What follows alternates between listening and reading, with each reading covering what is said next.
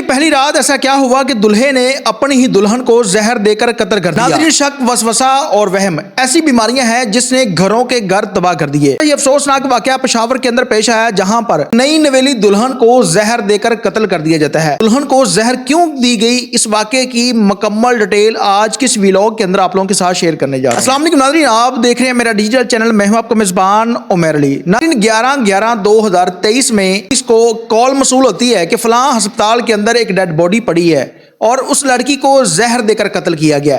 जब पुलिस मौके पर पहुंची और वो कत्ल होने वाली लड़की के शोहर से पूछा जाता है कि इस लड़की की मौत किस तरह से वाकया हुई है, और कहता है कि अचानक तबीयत खराब हुई और अस्पताल लेकर आए तो इसकी मौत वाकया हो गई। और उस लड़की के भाई साजिद ने पुलिस को बताया कि मुझे शक है कि इसके शोहर ने मेरी बहन को कत्ल किया है। पुलिस ने उसके शोहर को अपनी हिरासत में लिया और उसके बाद उस लड़की की डेड बॉडी पोस्टमार्टम के लिए भेज दी। जब पोस्टमार्टम वगैरह हो जाता है और मेडिकल की रिपोर्ट आती है तो उसमें ये चीज़ साबित हो जाती है कि ये लड़की जो है तभी मौत से नहीं बल्कि इसको जहर देकर मारा गया। उसके बाद पुलिस उसके शोहर से इन्वेस्टिगेशन करती है और बहुत सारे खौफनाक इंकशाफात होते हैं। इस पर वो शोहर बताता है कि शादी की पहली रात जब मैं अपनी बीवी से मिला तो मुझे लगा ये बदचलन है, ये पहले भी किसी से मिल चुकी है, और इसी शक की बना पर मैंने अपनी बीवी से पूछा, लेकिन बीवी ने मुझे बात नहीं बताई।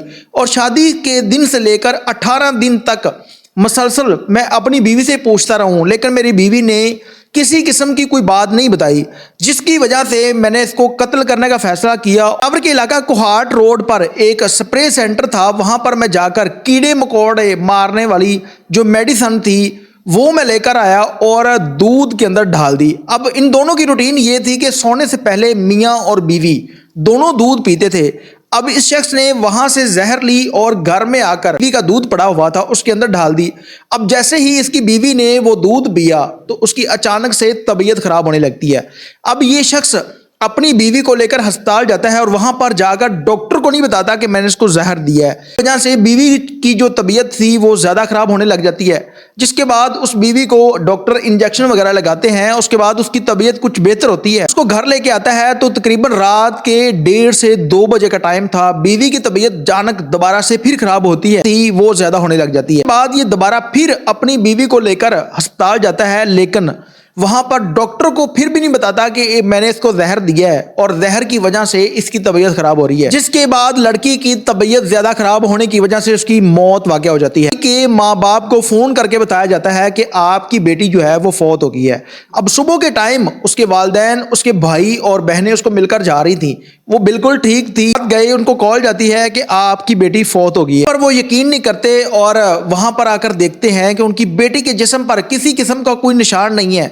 कोई शक नहीं हो रहा कि इसको किसी ने कत्ल कर दिया है। लेकिन उस लड़की के भाई, जिसका नाम साजिद हुसैन बताया जा रहा है, उसने पुलिस को कॉल की और पुलिस मौके पर पहुंची और पुलिस को ये शख्स बताता है कि मुझे शक है कि मेरी बहन को कत्ल किया गया है, ना कि तभी मौत है।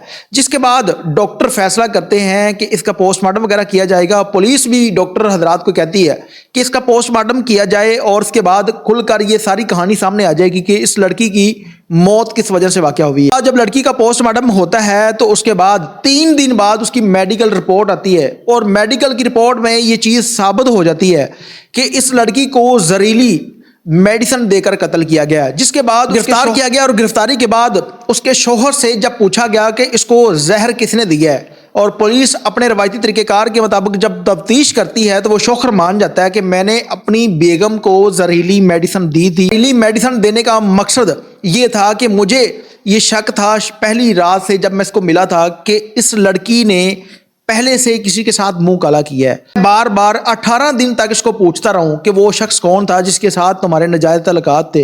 ये लड़की मानी नहीं है, जिसकी वजह से मैंने जहर देकर इसको कत्ल कर। उसके बाद पुलिस ने 302 का जो मुकदमा दर्ज किया था और मेडिकल की रिपोर्ट के बाद सारे शवाहिद मिलने के बाद इस शख्स के खिलाफ कानूनी कार्रवाई की और चालान करने के बाद इस शख्स को जेल भेज दिया गया। तलका एसपी से बात की गई तो उसका भी यही कहना था कि इस तरह के जो मामलात हैं, हमारा दीन भी ये कहता है कि अगर आपको अपनी बीवी के ऊपर शक है या आप लोगों को लगता है कि आपकी बीवी किस तरह के मामलात हैं, तो इस्लाम कहता है कि उसको तलाक दे दें, उसको छोड़ दें। इसका हल ये नहीं है कि आप उसका कत्ल कर दें। पुलिस के अफसरान से गुजारिश है कि वो शख्स جس نے شک کی بنا پر ایک نئی نویلی دلہن جس کی شادی ماں باپ نے خوشیوں سے کی ایک اور بعد اس بیٹی کا جنازہ اپنے ہاتھوں سے اٹھاتے ہیں۔